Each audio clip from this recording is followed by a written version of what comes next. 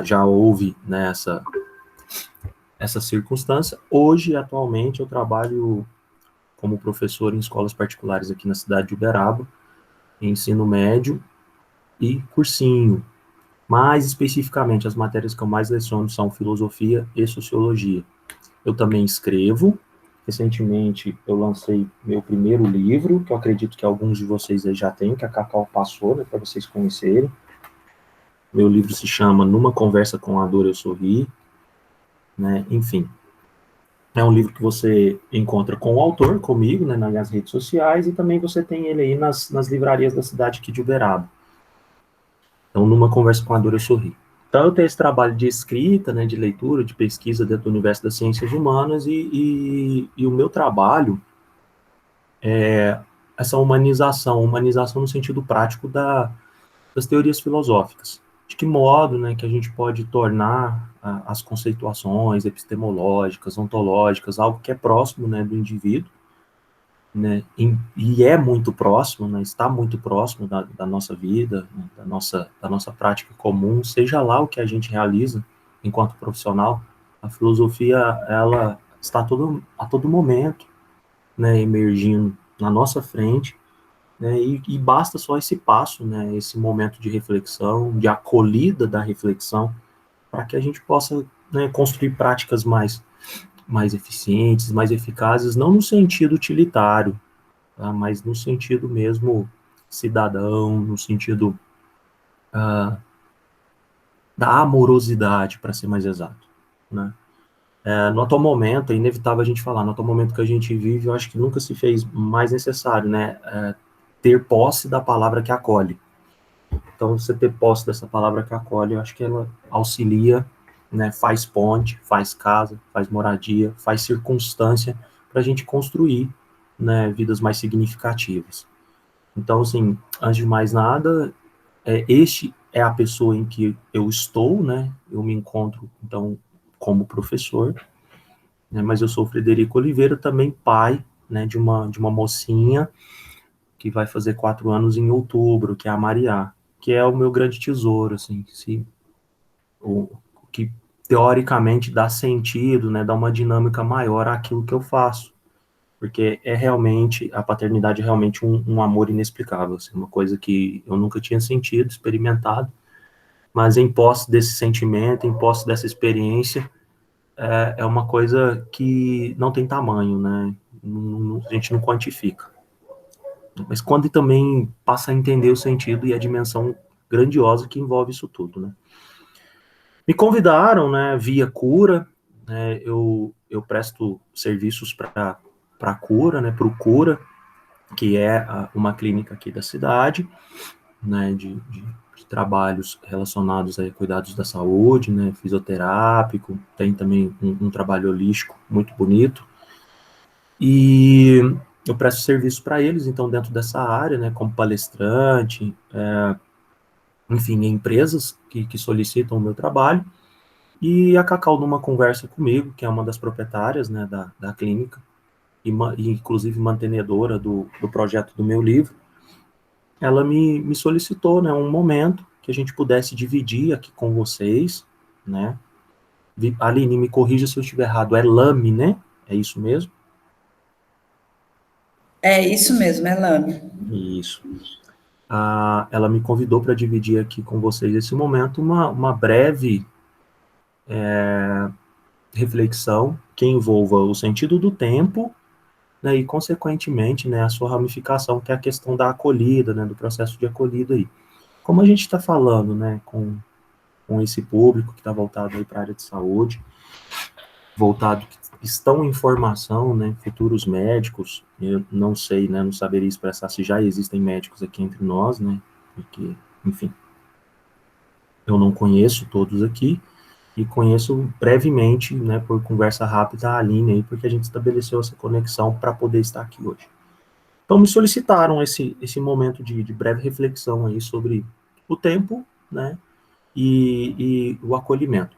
Nesse sentido, antes da gente iniciar a fala propriamente dita, embora a gente já tenha iniciado, é importante deixar claro que o acolhimento é uma ação, uma escolha que se encontra, né, dentro do tempo.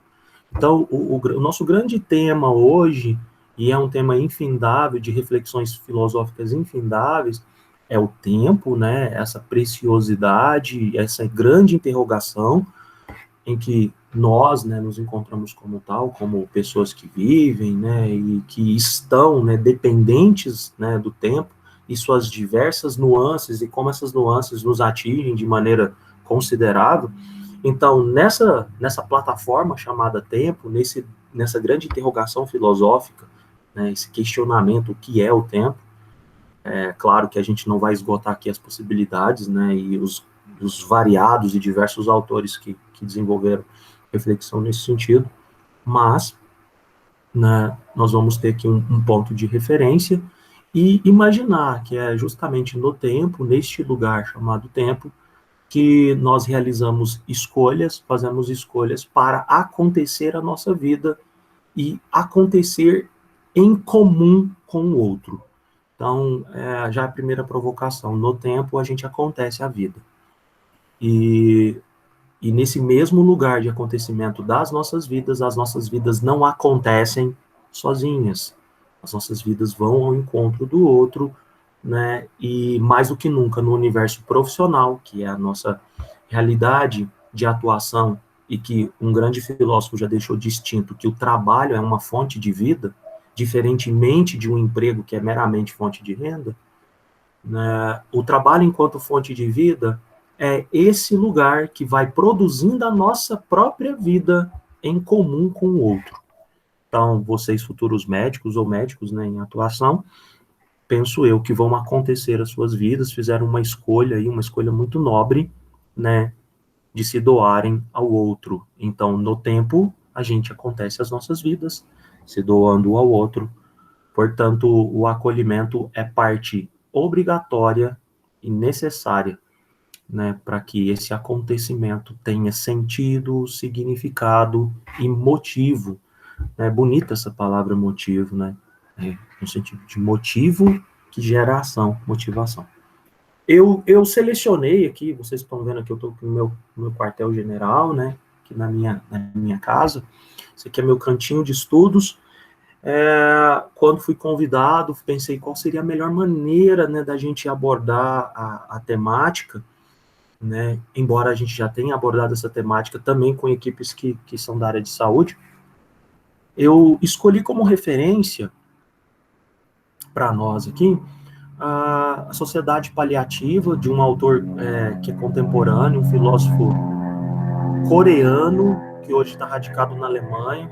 É um livro que eu indico para que vocês possam, né, fazer a leitura. Por quê? Porque ele está tratando do significado do que é sentir dor hoje. Então, a Sociedade Paliativa, a Dor Hoje, do Byung-Chul Han. Depois eu posso encaminhar um documento para a Aline, para ela compartilhar com vocês. As referências bibliográficas foram usadas para a gente realizar a nossa reflexão. Então, Sociedade Paliativa, a Dor Hoje, tá? O filósofo aqui em questão, ele está refletindo sobre como que a dor é processada hoje na sociedade contemporânea e como que ela é entendida do ponto de vista, né, ontológico, do ser, né, dos estudos do ser, né, o que é sentir dor hoje, né, qual é o sentido da dor hoje na sociedade que nós vivemos e como que nós estamos criando, né, circunstâncias paliativas, né, que maqueiam a dor e nos impede de crescer com a dor. E aí, obviamente, que a gente tem que pensar a dor nas suas várias instâncias, né? Então, o filósofo está falando ali sobre isso. O outro livro que nos acomete aqui é um dos grandes filósofos, né, daquilo que a gente chama de período cristão da filosofia, e é importante que não exista esse estereótipo, é um santo, né, é Santo Agostinho, é um santo filósofo. Então, antes de mais nada, ele é Agostinho de Hipona, tá? A maior reflexão, né, dentro da filosofia sobre o tempo é ele que realiza. Então, aqui, Confissões de Santo Agostinho. Tá? Vou ler um trechinho dele para vocês hoje aqui no nosso momento. E trago também um outro filósofo da contemporaneidade, tá? Entre os meus filósofos prediletos, que é o André Comte Sponville, que é o Ser Tempo. Então, esses serão os nossos lugares de partida para a gente refletir, para a gente conversar hoje. Eu fiz uma pequena apresentaçãozinha que eu vou compartilhar com vocês, Vou mandar aqui o link para vocês terem. Ela não tem muitas informações, ela tem só uma referência, né, de títulos que vão nos conduzir aí nas reflexões que vamos fazer, mas eu compartilho com vocês aí no chat. Aquele que depois quiser se orientar em termos de anotação, coisa do tipo, apenas, né, circunstancial, está aqui no chat de vocês, mas no momento aqui da explanação, vai ser ela que vai nortear as discussões que eu vou levantar. Né? Então, enfim, espero que agora localizados, né, a gente possa começar. Como vocês viram, né, o professor, para introduzir a apresentação dele, né, e a temática, ele gasta o que é possível, né. Para todo mundo ok? Me dá um ok no chat, por gentileza, se eu posso prosseguir, se está tudo legal, se tem alguma dúvida, alguma questão que quer colocar. Se não, só um ok no chat e a gente prossegue.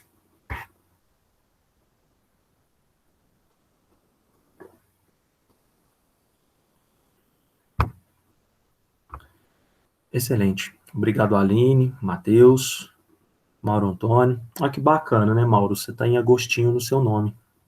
Muito interessante. Né? Que são coincidências felizes aí. Então vamos nessa.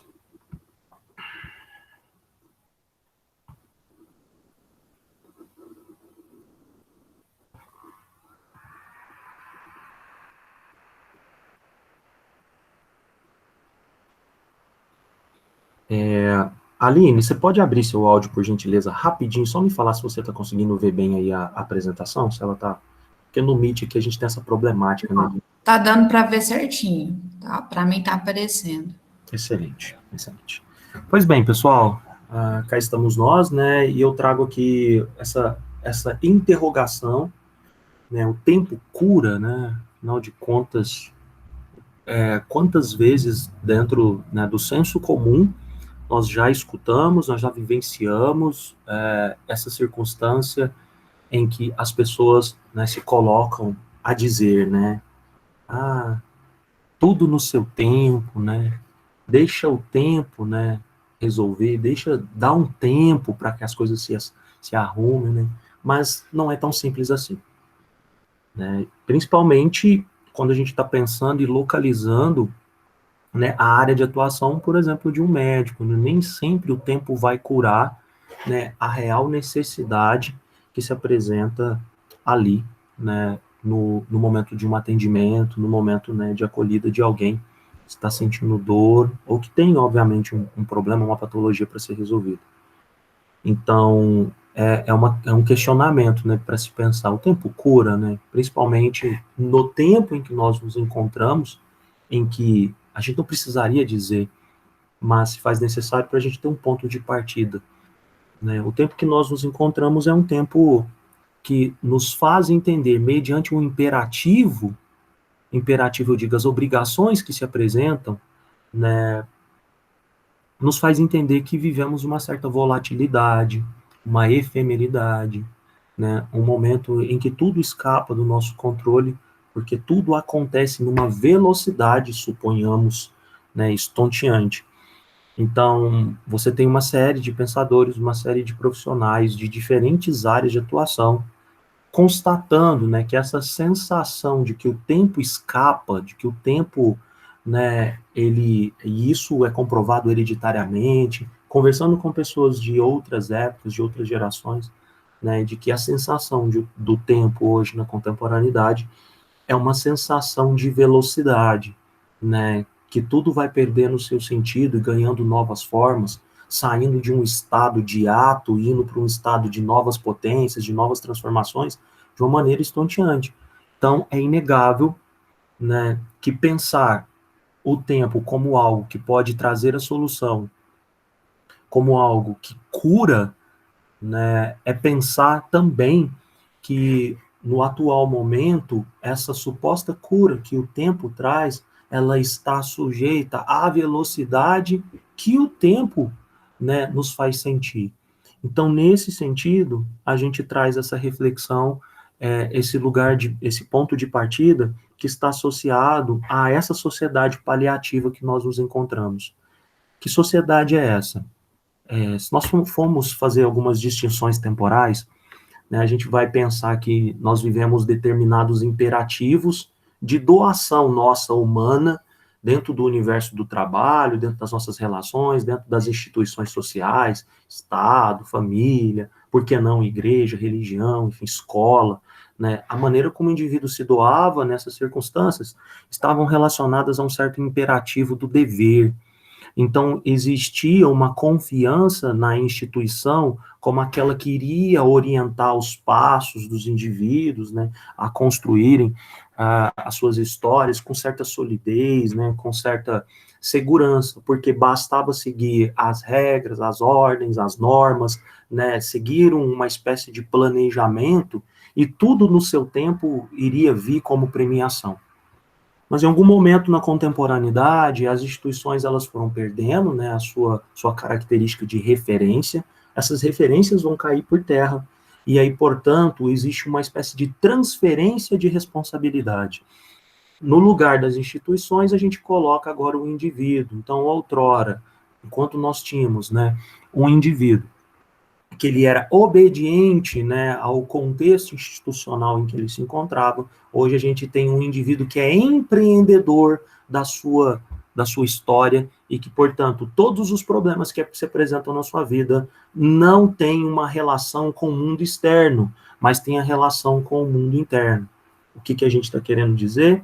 Que agora existe uma autorresponsabilização pelo sucesso de cada um, e que isso, né, soa dentro do espírito do tempo em que nós nos encontramos como uma certa obrigação, que se porventura, né, você não é bem sucedido, o fracasso não é culpa do Estado, não é culpa da escola, não é culpa da igreja, e não é culpa, né, enfim, das instituições que você visitou, mas sim corresponde a algo que está intimamente ligado às escolhas que você fez ao longo da vida e que, portanto, né, nessa sociedade que se apresenta como paliativa, a responsabilidade de tudo que se apresenta é do indivíduo que faz escolhas, então a responsabilidade é de cada um.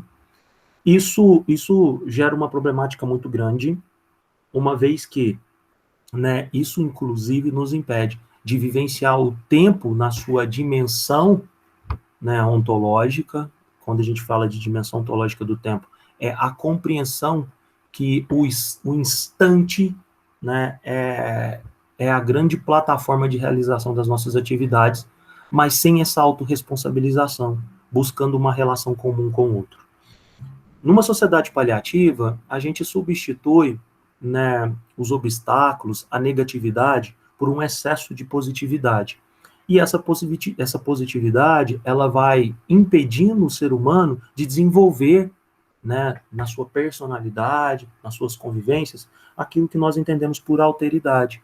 Porque o excesso de positividade, ele quer entregar uma sociedade em que tudo é horizontalizado e transparente.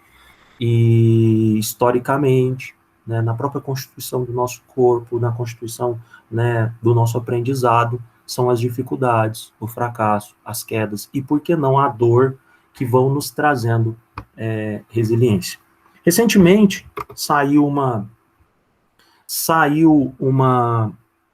série, né, no Amazon Prime que se chama Dom. Conta a história de um jovem, né, que se envolveu com drogas desde muito pequeno, né, e a história, resumidamente, é o seguinte: esse jovem vai afundar a família dele, mas também tem um pano de fundo mostrando como que aquela circunstância social que ele se encontrava e como que a dinâmica estrutural, né, da nossa sociedade, que tem lá seus vieses corruptos, acabaram propiciando aquela circunstância de vulnerabilidade naquele jovem. Mas tem um detalhe, tem uma coisa muito importante, que numa determinada cena, esse jovem vai ao médico e depois de uma série de exames, eles constatam que ele sofre de uma patologia rara que impede ele de sentir dor. E que nesse caso, né, ao ele não sentir dor, né, ele desenvolve uma personalidade sem limites, uma personalidade que não respeita, né, os obstáculos que se apresentam, porque os obstáculos não lhe causam interferência negativa. Eles são sempre algo a superar e, portanto, algo que nivelado, transparente, se atravessa, né? não é obstáculo, é apenas uma porta, algo que se atravessa. Então, é muito importante pensar, né, que essa experiência do não sentir a dor, de não vivenciar as coisas na sua dimensão positiva, mas também negativa, impede essa experiência real com o tempo que se apresenta. Porque, nesse sentido, a gente vai substituindo, né, ou da melhor forma, encontrando uma melhor forma para expressar isso, a gente vai colocando no lugar dos obstáculos situações e circunstâncias efêmeras que acabam por projetar no nosso corpo, na nossa existência, pequenos analgésicos paliativos, né, que supostamente são prazeres momentâneos, que vão causando essa nossa necessidade, né, constante de ter essa vida anestesiada. E, portanto, uma vida anestesiada nos impede de ter uma experiência real, né, com a própria vida em si. Então, esse tudo no seu tempo nos leva a refletir e a pensar o que é, né, o tempo. Então, é nesse caso que a gente convida para conversar com a gente, né, o senhor Santo Agostinho, ou para alguns, né, melhor dizendo, Agostinho de Hipona, filósofo do século IV depois de Cristo,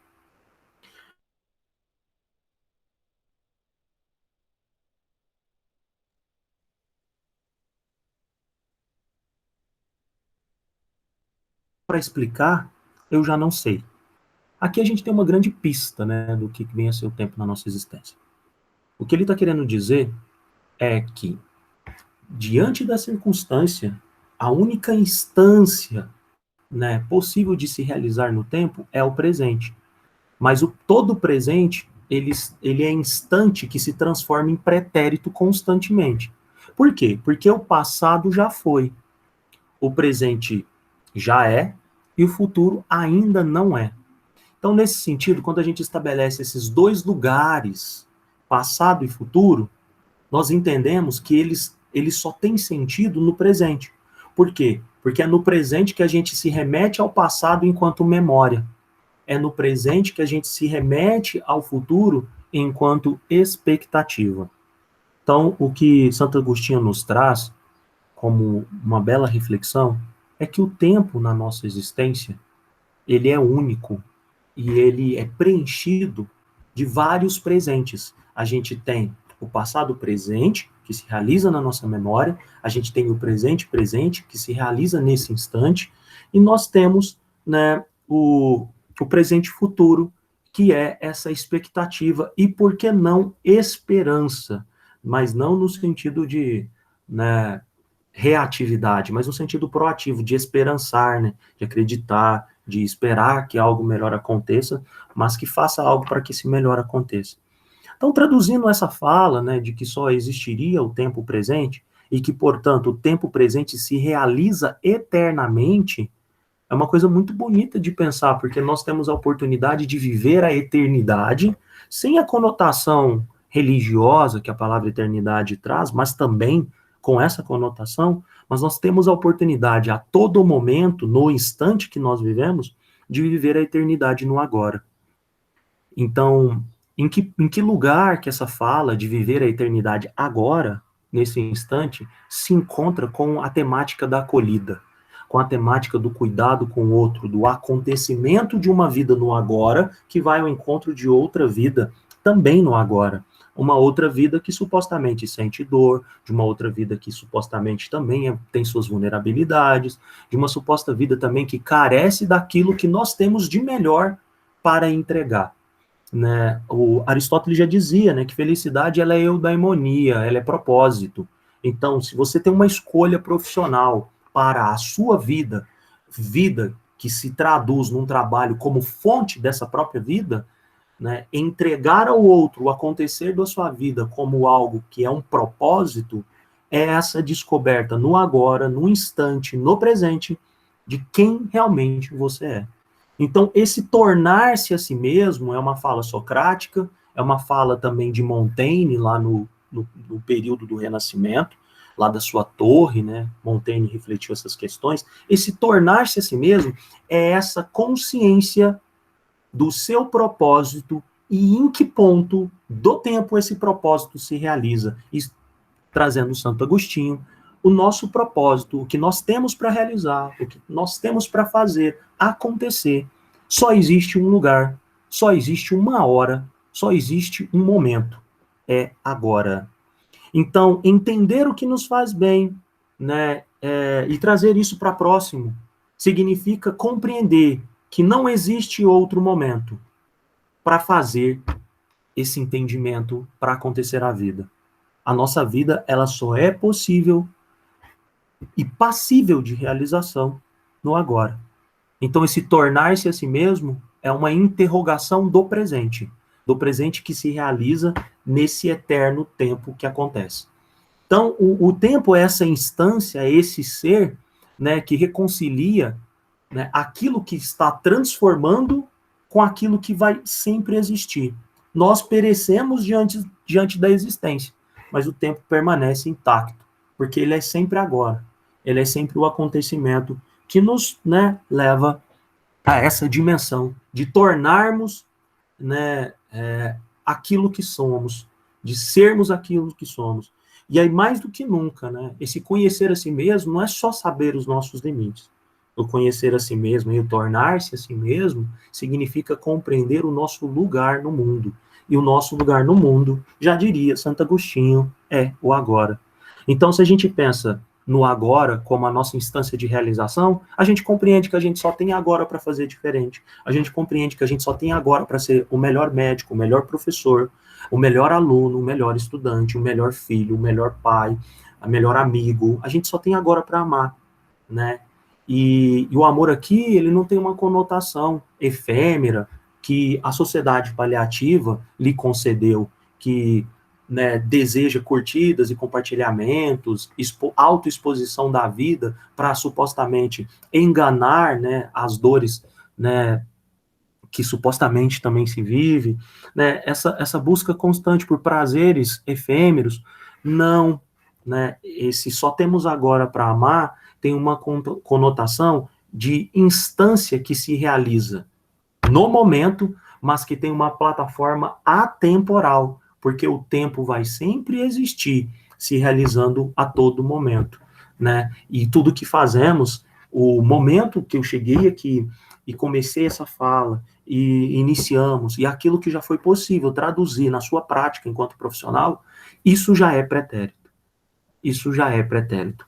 Mas não nos impede de ser agora o que nós precisamos, e aí a palavra de precisão, né, no sentido de acertar o alvo, daquilo que nós precisamos realizar. Então, portanto, a gente só tem hoje para amar, a gente só tem hoje para colher, e o tempo nos dá essa lição, porque aquilo que já foi, e aquilo que não foi, ainda não foi. Então, se nós não temos o controle sobre essa dimensão eterna do tempo, que no presente a gente tem essa possibilidade, né, de vivenciar o instante, porque é o instante que dá sentido ao nosso viver.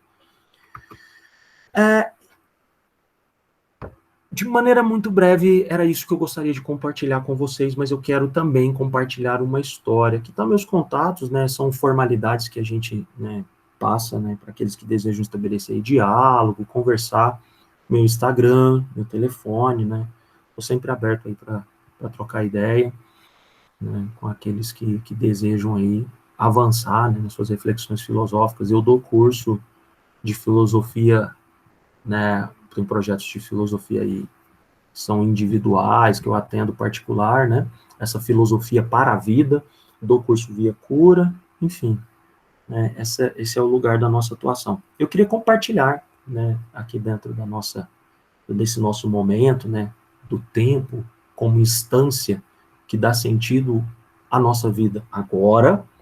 Então, eu queria compartilhar uma história, isso, claro, se vocês me autorizarem, é uma história de vida, de um pequeno momento, né, que eu vivenciei e que eu acho justo compartilhar com aqueles que essencialmente, né, vão acolher outras vidas para acontecer no agora. Se vocês me autorizarem, eu compartilho a história. É isso, Aline, e aí? Pode ficar à vontade, Fred. Se você quiser falar, pode falar. A gente está aqui a todo ouvido. Excelente. Veja bem, é uma história que se passa com a minha avózinha, bem bacana, assim. Eu fui uma pessoa, digamos, de muita sorte, né? De muita fortuna. A fortuna na filosofia ela é traduzida como contingência. Contingências são as coisas que podem acontecer ou não acontecer na nossa vida. A contingência é aquilo que pode ser ou não ser. Daquela frase máxima lá do Hamlet, né? Do Shakespeare, ser ou não ser, né? Mas nesse sentido aqui, a contingência são coisas que você não espera, elas acontecem, mas elas podem acontecer durante um longo espaço de tempo. E na contingência da minha existência, eu fui uma pessoa de muita fortuna de ter tido a avó que eu tive, os avós que eu tive, a família que eu tive. Né? A minha avó faleceu com 101 anos, né? A senhora Dona Marta, né? É uma senhorinha muito conhecida aqui na região aqui das Mercês, né? Tipo, 101 anos vivendo nessa região, né? Então muita gente conhecia ela.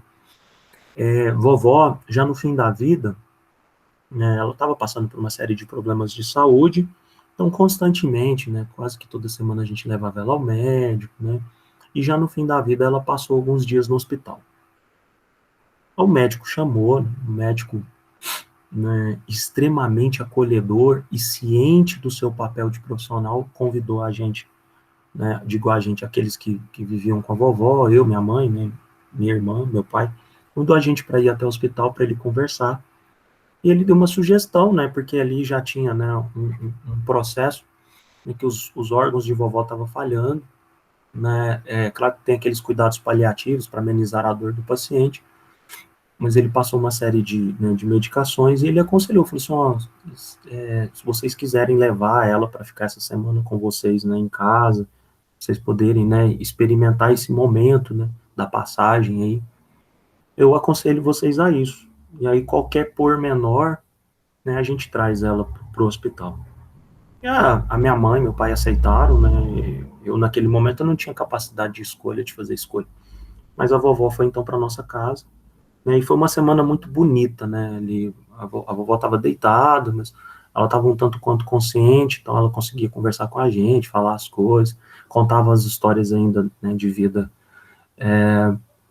de maneira pausada, né, mas com toda aquela profundidade que só o tempo, né, pode preencher uma vida, né. Então a vida de vovó foi preenchida né, com essa sabedoria que não veio dos livros, mas veio da experiência de vida. E foi um momento muito bonito, assim, foi uma coisa que eu experimentei, né, na minha história, né, que fez muito sentido. E detalhe, vovó tinha 101 anos e vovô tinha 97, então tava vovó e vovô, né, vivendo numa espécie de cômodo, casinha que a gente fez na frente da nossa casa para eles poderem ficar com a gente. E, então, vovó e vovô vivia lá, então a gente deixou vovó no seu quartinho, né, a gente ficava lá visitando sempre que podia, né, durante esse período da semana, né, as minhas tias revezando os cuidados com ela, né, os primos estavam visitando, foi mesmo mais um momento bonito que a gente pôde experimentar de despedida, sabe, pessoal? E aí, numa bela noite, 6 dias depois, de madrugada, minha mãe me chamou e falou assim, acho que sua avó não tá, a gente sabia que ela não estava bem, mas ela piorou, né, que nós fazemos, né? Aí eu me recordo que eu saí, né? Levantei da cama, fui até na casinha dela lá no quarto. Tinha duas tias minhas, né, ao redor da cama chorando. Minha avó meio que tinha perdido a consciência, né? Eu fui conferir o pulso dela estava muito fraquinho. Né? Naquele momento, meu avô estava dormindo numa espécie de caminha que a gente tinha colocado na sala e vovó dormia no seu quarto. E né, eu falei assim, a coisa mais sensata a fazer, então a gente chamar um resgate, né, levar ela para o hospital, né, para que ela possa fazer a passagem dela, porque nós sabemos que existe toda uma burocracia da morte que acontece em casa, a questão de IML, buscar, fazer autópsia, enfim. Então vamos levar para o hospital, né. A coisa mais impressionante, eu liguei para o resgate foi buscar a vovó, eles entraram, né, na casa, assim, eu achei, até assim, eu gosto de usar essa palavra, foram um tanto quanto insensíveis, eles são muito barulhentos, né? Acho que naquela, né, uma coisa que já se tornou prático, né? Para eles tudo é muito prático, então, enfim, o que importa ali é pegar a pessoa, colocar ela na maca, né, diante de todos os cuidados e levar, né? E eles entraram fazendo um barulho gigantesco, assim. Meu avô estava na sala e eu fiquei com medo, né, que meu avô tivesse até, né, que ele pudesse até acordar, né, naquela circunstância. O vovô não acordou. Eles colocaram o vovô na maca e levaram para o hospital e o vovô continuou dormindo. O vovô tinha uma prática engraçada, que ele puxava aquela coberta assim, e ele colocava o chapéu em cima da coberta, né, e dormia tudo tampadinho.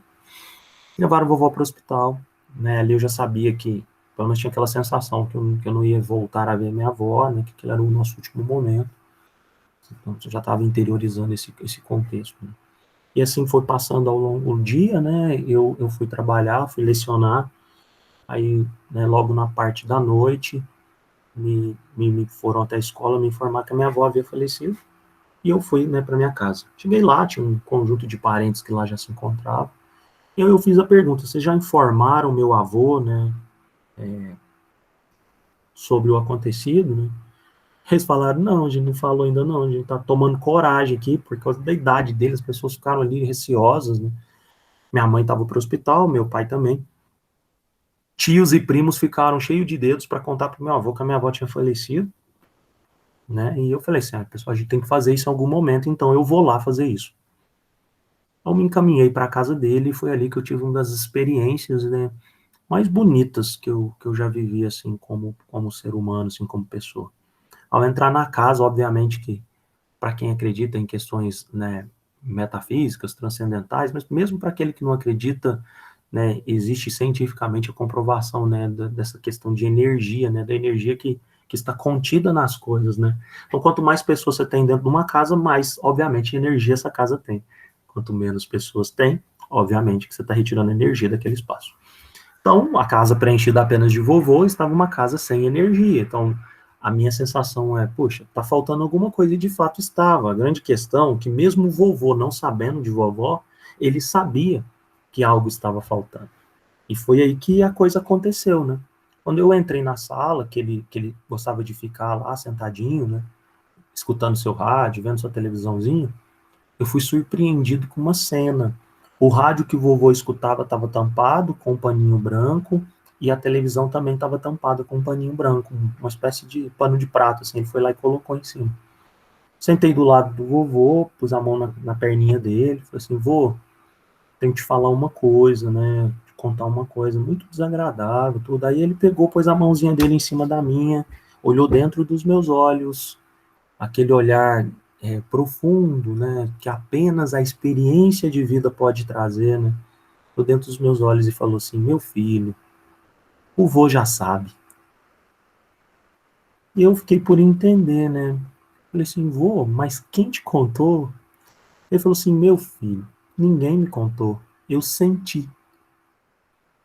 E eu acho que é isso que o tempo nos lega, né, a vida vivida com sentido no instante, né, como um lugar, né, que nós só temos hoje, né, só o agora, para amar, para fazer, nos preenche desse lugar que nos permite sentir o outro, mesmo distante e mesmo quando esse outro não está mais entre nós. Então, assim, eu penso que nas nossas experiências de encontro, de acolhida, de acontecimento das nossas vidas com o outro, o que nós temos que recuperar é esse sentido, né, é esse sentido de sentir o outro. Né? O vovô olhou para mim e falou assim, ninguém me falou não, mas eu senti. Eu senti. Então é isso que eu desejo para vocês aqui. Aline, Vitória, Matheus, Mauro, Maria Fernanda, Jéssica. Eu desejo que vocês, enquanto profissionais, né, enquanto pessoas que vão acontecer suas vidas no agora e que vão encaminhar essas vidas em direção ao outro, né, construindo pontes, né, relacionamentos, atendimentos, né, que parte da palavra atenção, eu desejo que, além da grande capacidade técnica e profissional de vocês, vocês tenham a capacidade de sentir. É um bom começo para a gente ter um mundo melhor. Ok? Era isso que eu tinha para dizer, isso que eu tinha para compartilhar. Querida Aline, muito obrigado aí pelo convite. Quer dizer que foi muito bom estar aqui com vocês hoje. E adicione o Fred lá no Instagram e vamos conversar.